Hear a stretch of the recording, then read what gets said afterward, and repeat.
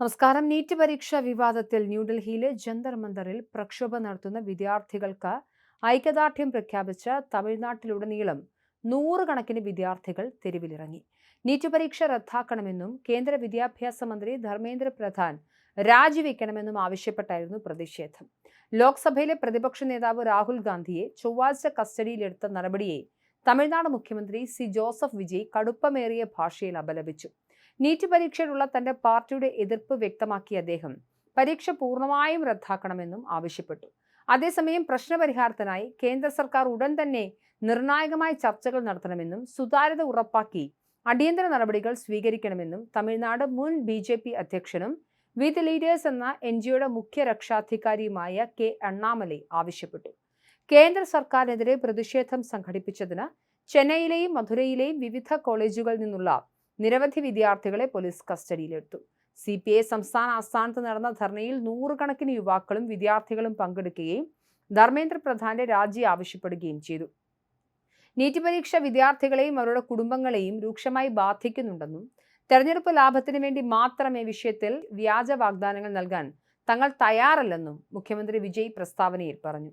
NEET പൂർണ്ണമായി നിർത്തലാക്കണമെങ്കിൽ ഭരണഘടനാ പട്ടികയിൽ നിന്നും വിദ്യാഭ്യാസത്തെ തിരികെ സംസ്ഥാന പട്ടികയിലേക്ക് മാറ്റുക എന്നത് മാത്രമാണ് ഏക ശാശ്വത പരിഹാരമെന്നും കൂട്ടിച്ചേർത്തു.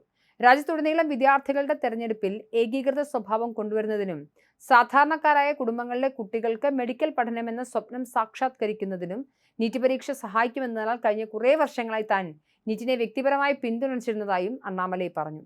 എന്നാൽ കഴിഞ്ഞ 5 വർഷത്തിനിടെ നീറ്റ് UG ചോദ്യപേപ്പർ 3 തവണയാണ് ചോർന്നത്. സുതാര്യത ഉറപ്പാക്കേണ്ട സംവിധാനം തന്നെ പരാജയപ്പെടുമ്പോൾ വീണ്ടും പരീക്ഷ എഴുതേണ്ടി വരുന്ന വിദ്യാർത്ഥികൾ അനുഭവിക്കുന്ന മാനസിക സമ്മർദ്ദം എത്രത്തോളമാണെന്ന് ചിന്തിച്ചു നോക്കൂ. ഇതിൽ ആർക്കും ഉത്തരവാദിത്തമില്ലായിരുന്നു.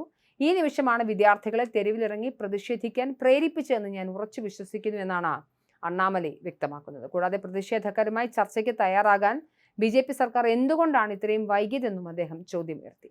അതേസമയം ഭരണം ലഭിക്കുന്നതിന് മുൻപ് വരെ നീറ്റ് പരീക്ഷകളിലെ അനീതിയെക്കുറിച്ച് ഉറക്കെ ശബ്ദമുയർത്തിയ തമിഴ്നാട് മുഖ്യമന്ത്രി ജോസഫ് വിജയ് ഇപ്പോൾ വിഷയം കത്തിപ്പടരുമ്പോൾ ഒരൊറ്റ അക്ഷരമിണ്ടാത്തത് എന്തുകൊണ്ടാണ് എന്ന ചോദ്യമാണ് ഉയരുന്നത്. ഡൽഹി ജന്തർ മന്ദറിലെ യുവജന പ്രക്ഷോഭം ചെന്നൈയിലും അലയടിക്കുമ്പോൾ തെരുവിലിറങ്ങി വിദ്യാർത്ഥികളെ പോലീസ് അടിച്ചമർത്തുകയാണ്. മക്കളെ എന്ന് സ്നേഹത്തോട് അഭിസംബോധന ചെയ്ത വിജയുടെ വാത്സല്യം വെറും വാക്കുകളിൽ ഒതുങ്ങുന്ന പൊള്ളത്തരമായിരുന്നു എന്നാണ് ജനങ്ങൾ ചോദിക്കുന്നത്.